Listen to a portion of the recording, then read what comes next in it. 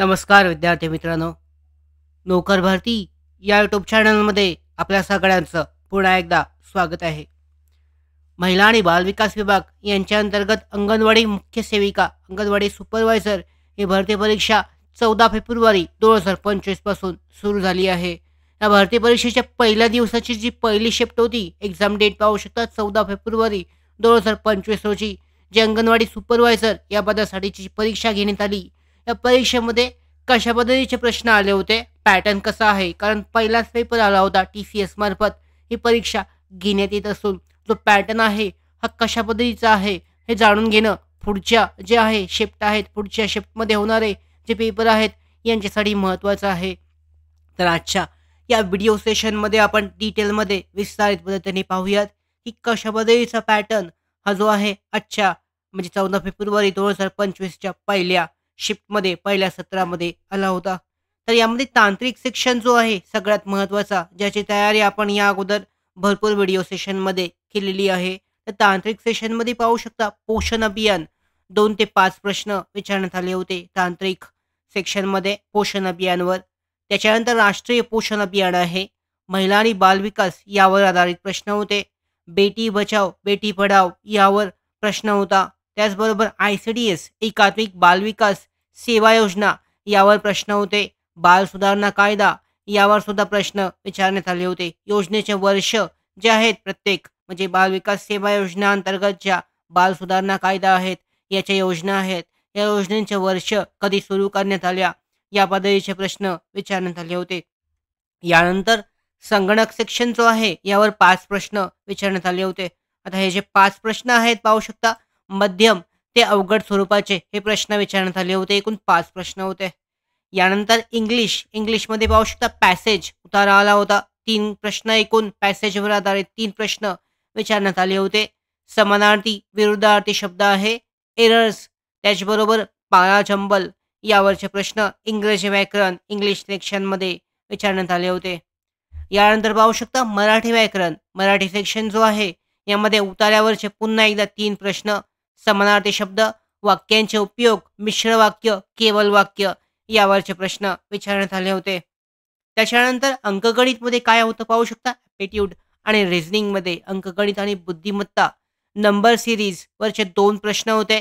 Simplification म्हणजे सरळ रूप द्यायचे 4 प्रश्न, कोडिंग आणि डिकोडिंग आहे, ब्लड रिलेशन 3 प्रश्न आणि अल्फा नंबरिक सिरीजसाठीचे 3 प्रश्न विचारण्यात आले होते.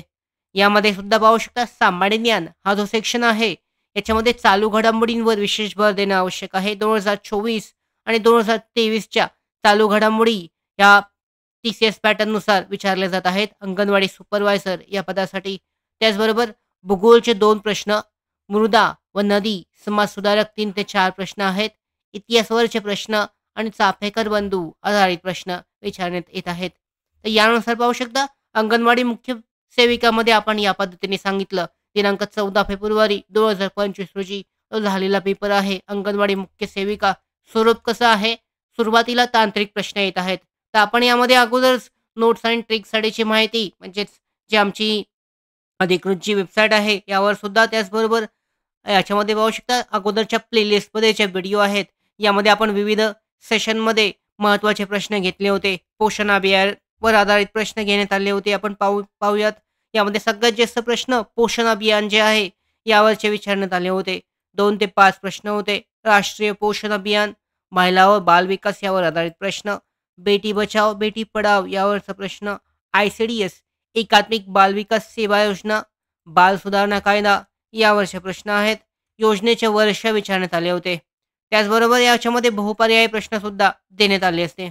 त्यानंतर संगणकावर आहेत मध्यम ते अवघड स्वरूपाचे प्रश्न आहेत. इंग्लिशमध्ये उतारावरचे 3 प्रश्न, विरुद्धार्थी शब्द, मराठीमध्ये उतारावर पुन्हा एकदा मराठी आणि इंग्लिश दोन्हीमध्ये उतारा हा विचारण्यात आला आहे. समानार्थी शब्द आहेत, वाक्यांचे उपयोग, मिश्र वाक्य.